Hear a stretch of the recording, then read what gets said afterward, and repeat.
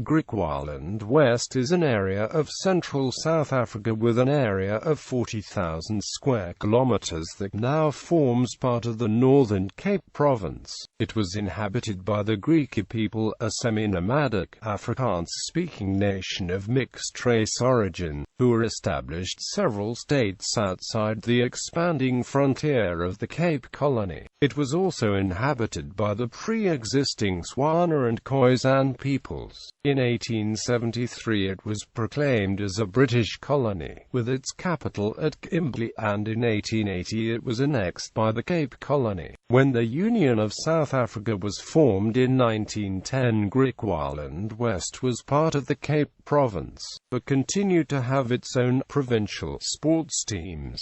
Early history. The Aboriginal population of the area were the Khoi and Bushman peoples, who were hunter-gatherers or herders. Early on they were joined by the agriculturalist Tswana people, who migrated into the area from the north. They comprised the majority of the population throughout the region's history, up until the present day. By the early 19th century the whole area came to be dominated by the powerful Griqua people, who gave the region its name.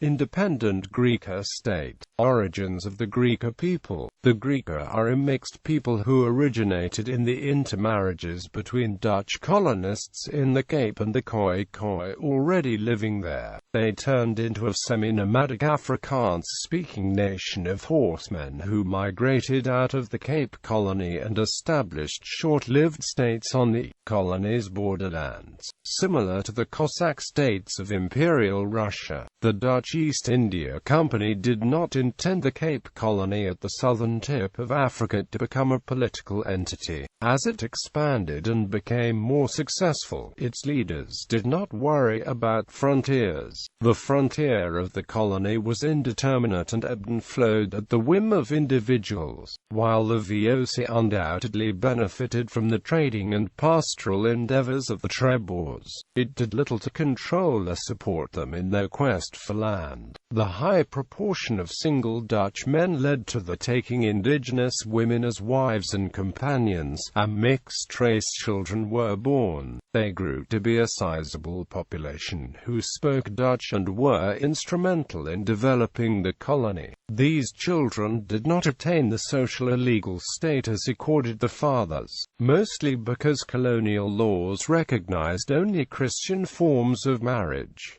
This group became known as bastards, or bastards. The colonists, in the paramilitary response to insurgent resistance from Khoi and San people, readily conscripted the bastards into commandos. This ensured the men became skilled in lightly armed, mounted, skirmish tactics. Griqua migrations. Equipped with guns and horses, many of the bastards who were recruited to war chose instead to abandon the paternal society and to strike out and live a semi-nomadic existence beyond the Cape's frontier. The resulting stream of disgruntled, Dutch-speaking, trained marksmen leaving the Cape hobbled the Dutch capability to crew the commandos. It also created belligerent, skilled groups of opportunists who harassed the indigenous populations the length of the Orange River. Once free of the colonies, these groups called themselves the Oorlam. In particular, the group led by Klaas Afrikaner became notorious. He attracted enough attention from the Dutch authorities to cause him to be rendered to the colony and banished to Robben Island in 1761. One of the most influential of these Oorlam groups was the Griqua. In the 19th century, the Griqua controlled several political entities which were governed by captains or captains and the councils, with their own written constitutions. The Griqua had also largely adopted the Afrikaans language before the migrations. Adam Kokhai, the first captain of the Griqua and recognized by the British, was originally a slave who had bought his own freedom. He led his people north from the interior of the Cape Colony. Probably because of discrimination against his people, they again moved north, this time outside the Cape, taking over areas previously controlled by San and Swana people. This area, where most of the Griqua nation settled, was near the Orange River, just west of the Orange Free State, and on the southern skirts of the Transvaal. It came to be called GriquaLand West, and the territory was centered on its capital, Clearwater, later renamed Griqua Estate, Waterboard Dynasty and GriquaLand West. While much of the Griqua people now settled, many remained nomadic, and Adam Coke's people later split into several semi-nomadic nations. After a significant schism, a portion of the Griqua nation migrated to the southeast under the leadership of Adam Coke's son Adam Coke II. To the southeast they were later found Philippolis and then GriquaLand East. In the original area that now came to be called GriquaLand West, Andreas Waterboard took over control and founded the powerful Waterboard dynasty. The Waterboard captains ruled the region until the influx of Europeans accompanying the discovery of diamonds, and to some degree afterwards too. In 1834, the Cape Colony recognized Waterboard's rights to his land and people. It signed a treaty with him to ensure payment for the use of the land for mining. In both GriquaLands, East and West, the Griqua were demographically outnumbered by the pre-existing Bantu people and, in some areas, by European settlers, and thus the two GriquaLands maintained their Griqua identity only through political control, diamond fields and land disputes. In the years 1870 to 1871, a large number of diggers moved into GriquaLand West and settled on the diamond fields near the junction of the Vaal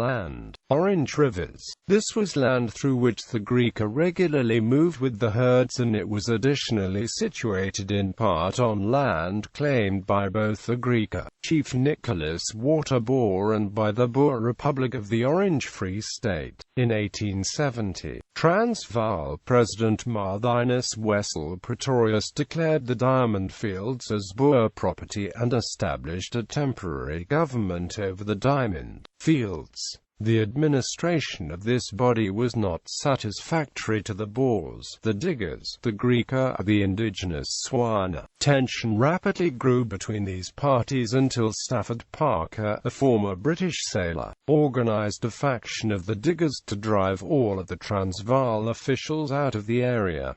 Diggers' Republic. At the settlement of Klipdrift on the 30th of July 1870, Stafford Parker declared the independent Klipdrift Republic and was also chosen as president. Klipdrift was promptly renamed Parkerton after the new president, who began to collect taxes. Factions in the Republic also implored the British Empire to impose its authority and annex the territory. By December of the same year, about 10,000 British settlers made their home in the new republic. The republic sat next to the Vaal River, but existed for an extremely short time. During the following year, Boer forces unsuccessfully attempted to regain the territory through negotiation. British Governor Sir Henry Berkeley was asked to mediate. Berkeley set up the Key Committee to hear evidence and, in the famous Keat Award, ruled against the Boer republics and in favour of Nicholas Waterboard.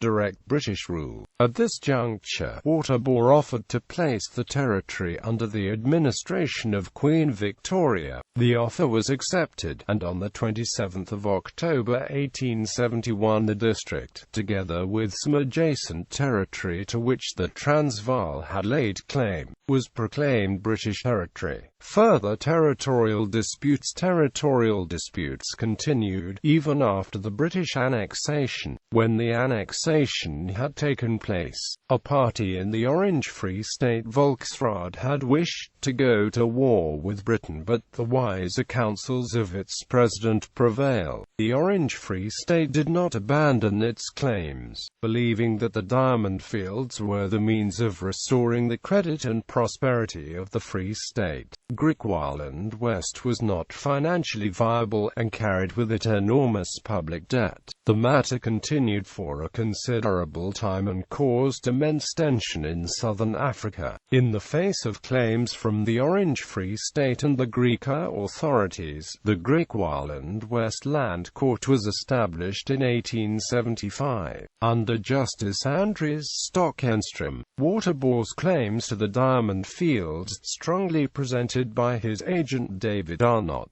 were based on the treaty concluded by his father with the British in 1834 and on various arrangements with the Cock chiefs. The Orange Free State based its claim on its purchase of Adam Oak's sovereign rights and on long occupation. The difference between proprietorship and sovereignty was confused or ignored. That Waterbour exercised no authority in the disputed district was admitted. In a crucial finding, Stockenstrom ruled that, as the Griqua people were nomadic, the Griqua chiefs were rulers over a people, but not over a fixed territory. The Griqua people had also only arrived in this part of southern Africa a little over 50 years before, in the early 19th century. The Griqua captains therefore did not automatically get the right to own and develop all of the land through which they moved, but only those areas in which they would settle. Other areas they could continue to move through, but were not given automatic title to own and develop. This resulted in the denial of many of the titles issued by the powerful Griqua captain Nicholas Waterbour. Outside of his core areas around Griquatown and Albania were also denied.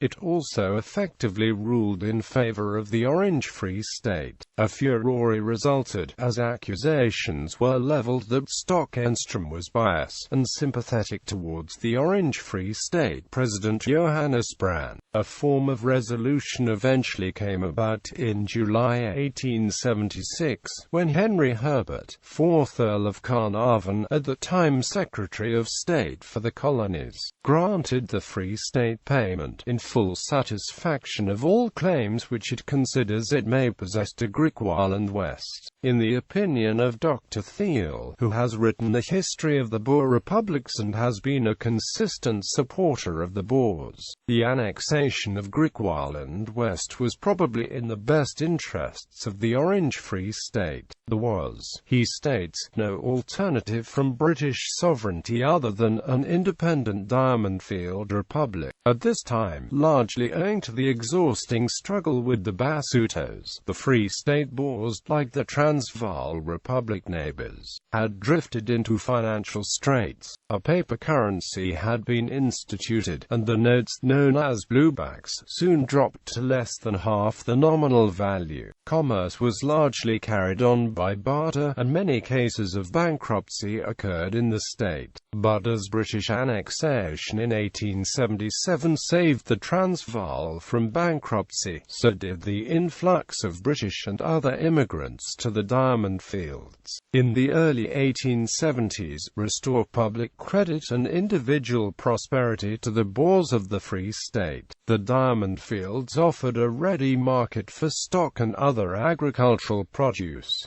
Money flowed into the pockets of the farmers. Public credit was restored. Bluebacks recovered par value and were called in and redeemed by the government. The valuable diamond mines were also discovered within the Orange Free State, of which the one at Jagersfontein is the richest. Capital from Kimberley and London was soon provided with which to work them. Pressure on the Cape Colony to annex the territory. After annexing GriquaLand West, the British initially attempted to incorporate it into the Cape Colony, and put significant pressure on the Cape government to annex it. The new Prime Minister of the Cape, John Molteno, refused, citing the enormous public debt of the territory, as well as objections from portions of the indigenous and settler communities of GriquaLand. Local control continued continued to pass increasingly from the Griqua captains into the hands of the growing digger community of the diamond fields. The prospect of complete disempowerment in a diamond fields republic became a significant concern of the remaining Griqua. Under pressure, the embattled Griqua leader Nicolas Waterbour sent a formal request to the Cape government to request incorporation, a request that coincided with renewed pressure on the Cape government to agree to the union with Cape Colony. On being presented with a request from Nicolas Waterbour for union with the Cape Colony, there had begun a protracted debate over whether GriquaLand West should be joined to the Cape in a confederation, or whether it should be annexed to the Cape Colony in a total union. The former view was supported by Lord Carnarvon and the British Colonial Office in London, as a first step to bringing all of Southern Africa into a British-ruled confederation.